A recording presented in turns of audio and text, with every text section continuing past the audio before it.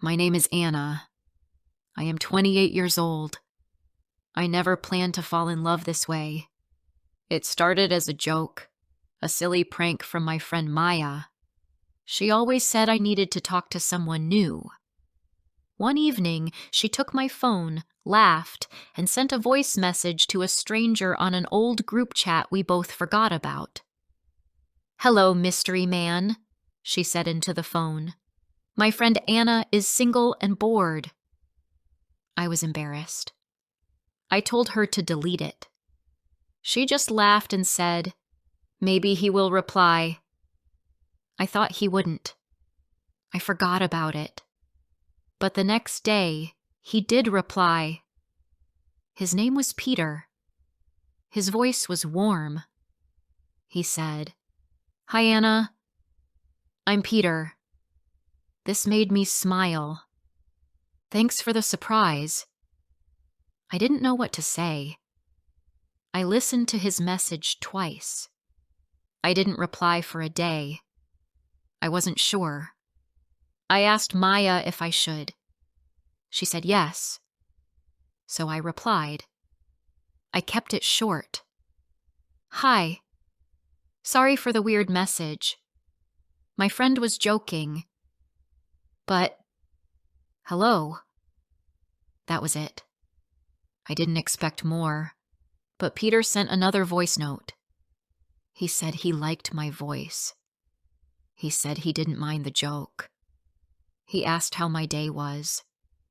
That's how it started. We sent short messages, voice notes, texts, every day. We didn't talk about big things at first, just silly things. How the weather was, what we ate, songs we liked. He liked old jazz. I liked soft piano music. He sent me a song called Autumn Leaves once. I listened to it at night while brushing my hair. I smiled without knowing why. He was kind, funny, soft-spoken. I started looking at my phone more often, waiting for his name to appear. I didn't know him, not really, but it felt easy to talk to him. Weeks passed, then months. Still just messages and voice notes, but they became longer, deeper. He told me about his job. He worked in a small bookshop in another city. He loved old books. He told me about his favorite one, a story about two people who write letters across a war. He said the book made him cry. He asked if I liked books too. I said yes, but I mostly read stories online. He laughed and called me Modern Anna. I liked that. No one ever gave me a name before. One evening, after 3 months of talking, Peter said, "Can I call you?"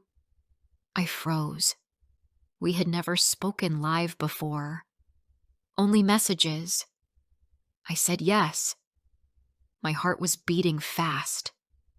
I didn't even brush my hair. I just picked up the phone.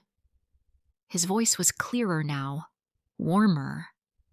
He said, "Hey." I said, "Hi." Then we both laughed. That night we talked for 3 hours, about nothing and everything. It felt like I had known him for years. After that, we spoke on the phone every night. One night, Peter said, "I think I'm falling for you." I didn't know what to say. My chest felt full. I said, "Me too." And it was true. I didn't see his face. I never met him, but I knew his heart, and he knew mine. We were close, closer than people who see each other every day. Our words were the only bridge between us, but that bridge was strong.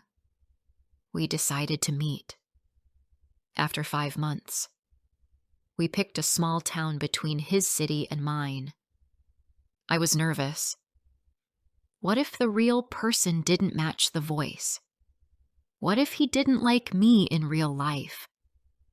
But the moment I saw him at the station, all fear left me. He looked just like his voice. Soft, calm, warm.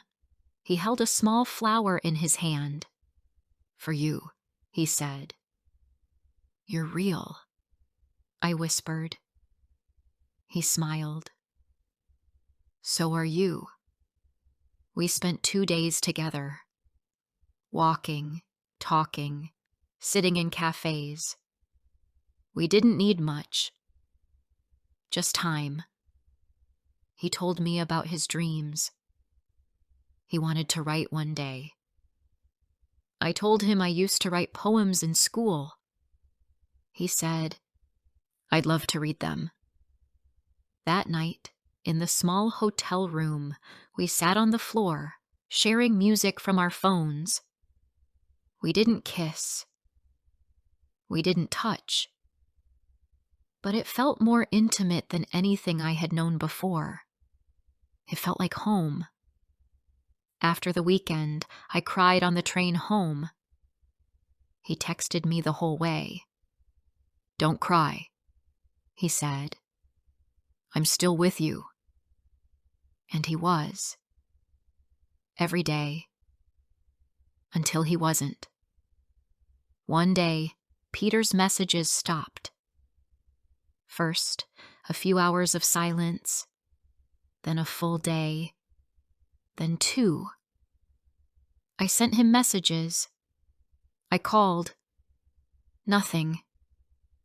I thought maybe something bad happened. I waited. My heart started to hurt.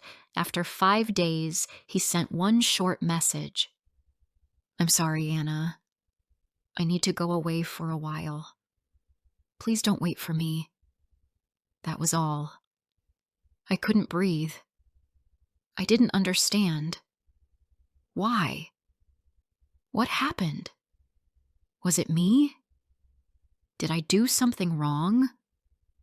I didn't sleep that night. Or the night after. I kept checking my phone, hoping for a message. Nothing came. Maya told me to let him go. She said maybe he wasn't real. But I knew Peter was real. He was the most real thing in my life. Weeks passed, then months. I stopped talking about him, but he was always in my mind.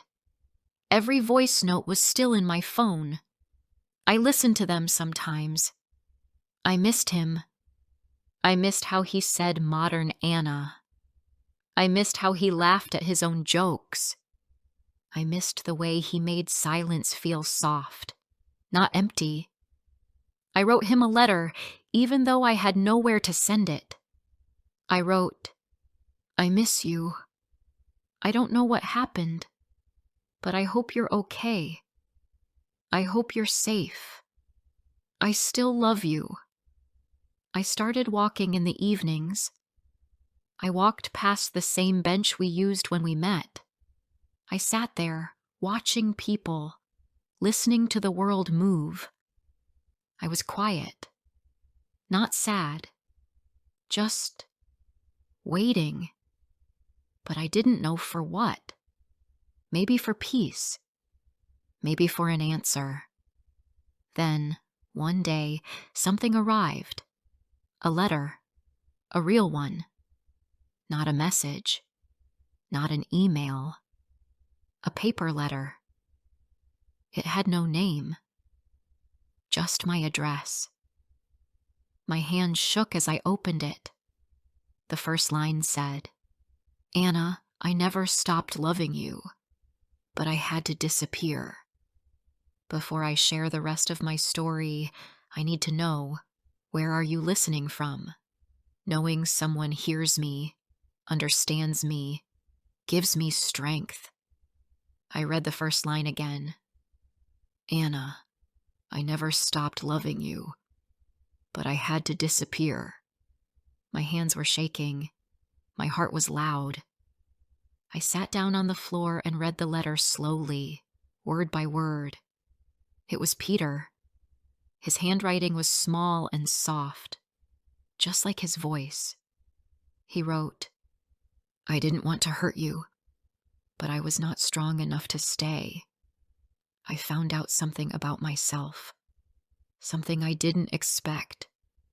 I was sick. The doctors said it was serious. I didn't know how to tell you. I covered my mouth. I could not believe it. He had been sick, and he never told me." I read on. "I wanted to protect you from the pain. I didn't want you to worry.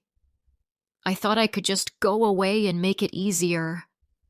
But the truth is, leaving you was the hardest thing I've ever done." I felt tears fall down my face. I read the next part out loud, like a whisper to myself. "I think about you every night. I still hear your voice. I still remember your laugh. I kept your letter. I read it too. Yes, I got it. Maya helped me find it. She's the reason I knew you were still waiting." I looked at the letter again. There were small watermarks on the paper. He had cried too. "I'm getting better," he wrote. "The treatment is working. Slowly. But it's working. I want to see you again. I don't know when. I don't even know if you want that. But I had to write to you. Because love does not end like that. It stays." I held the letter to my chest. I didn't care about the time he was gone. I didn't care about the silence. I only cared that he was alive and that he still loved me. I stood up and walked to the window. The world outside was the same, but something inside me had changed. Hope came back. I wrote him a letter the same night. I said, "Come back when you can. I'm still here. I'm not afraid." Days passed. I waited by the door like a child. Every knock, every footstep made me jump. I cleaned the house twice a day. I wanted everything to be perfect. I made tea for two, even though I drank both cups. Maya came over often. She smiled but looked worried. "Don't hope too much," she said. "You've waited long enough." I just smiled. I know, but love waits. One Sunday morning, I heard a soft knock. I froze. I knew that knock. I ran to the door. My hands were shaking. I opened it slowly. There he was. Peter. Thinner. Paler. But still him.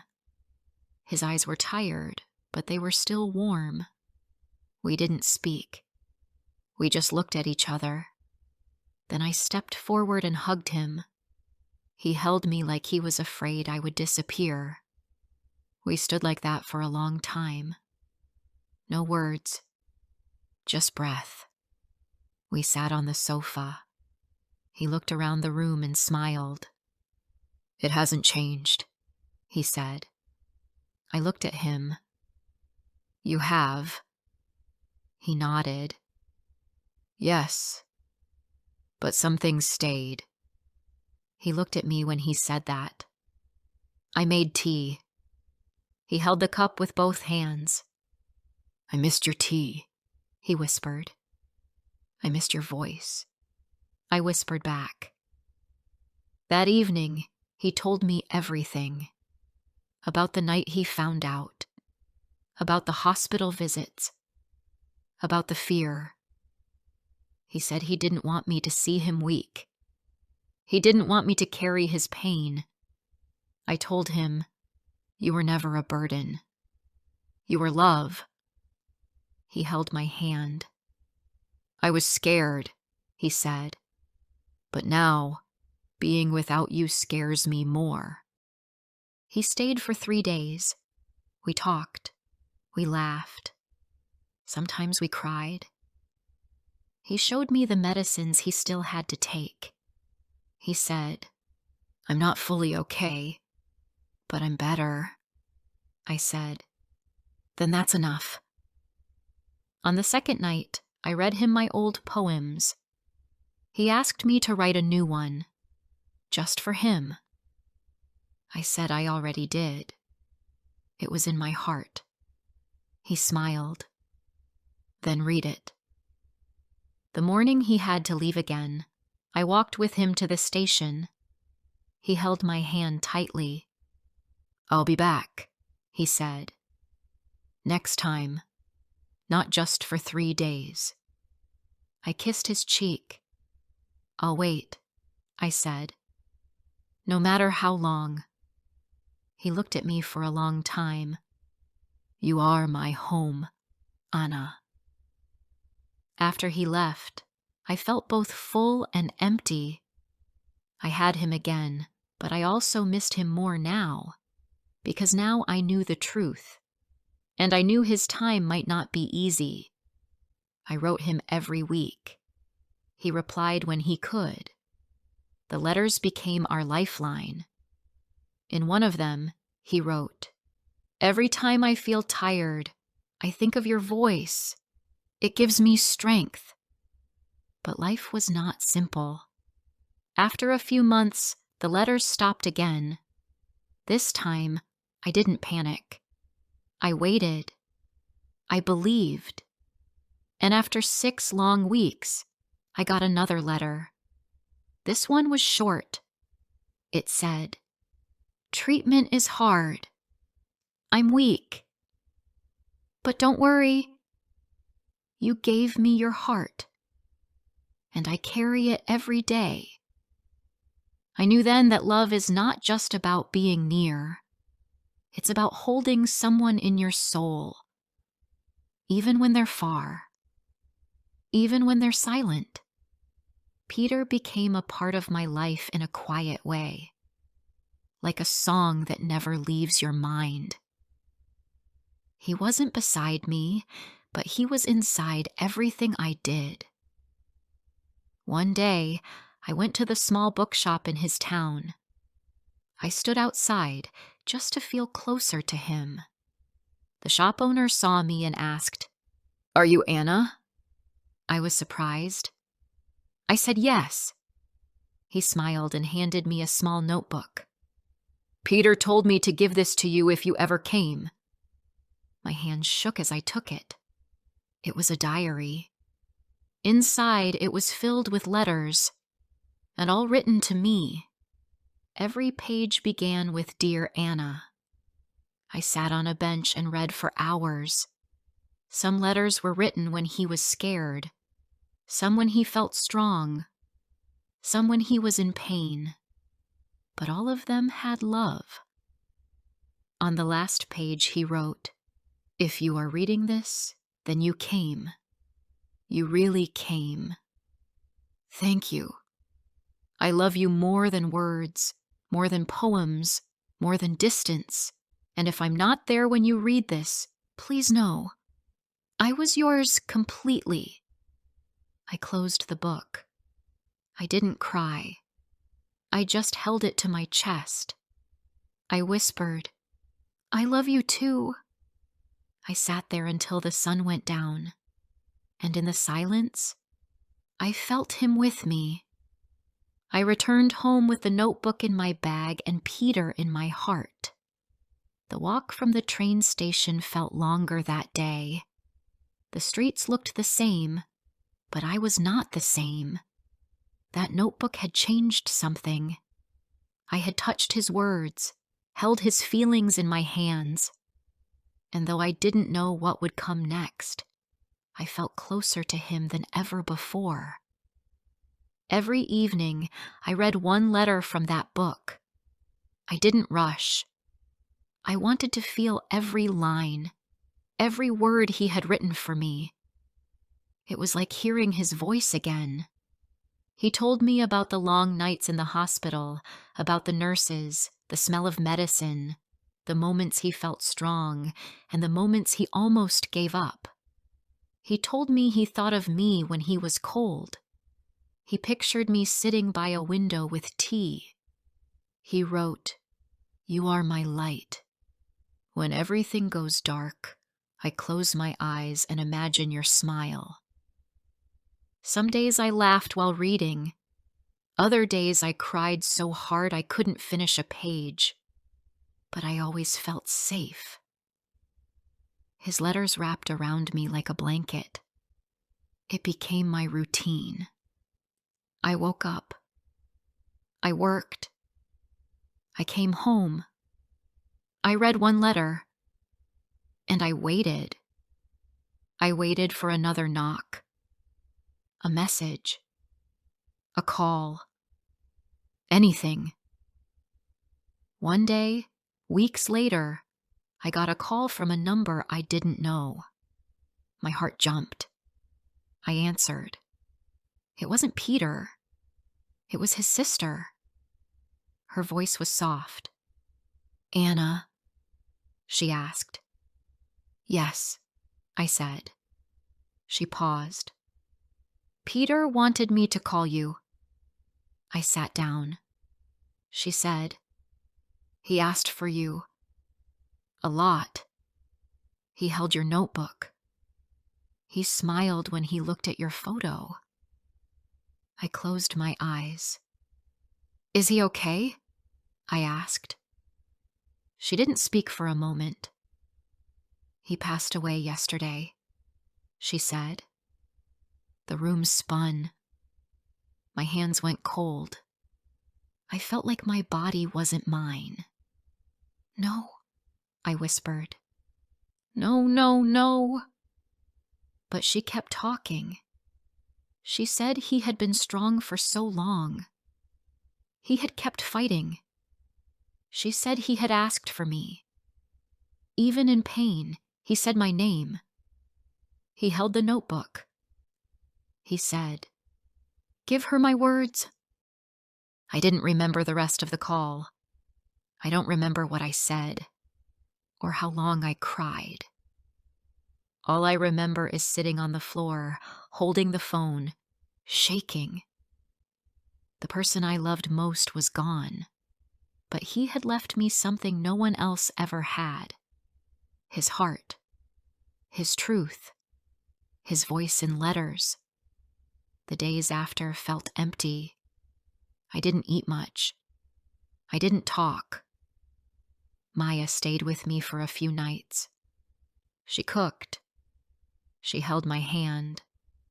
She read some of the letters out loud when I couldn't. "He loved you," she said again and again. He really did. I knew it was true. That made it harder, but also softer. A week later, I got another envelope in the mail. Inside, there was a key and a note from his sister. "He left something for you. It's at the bookshop.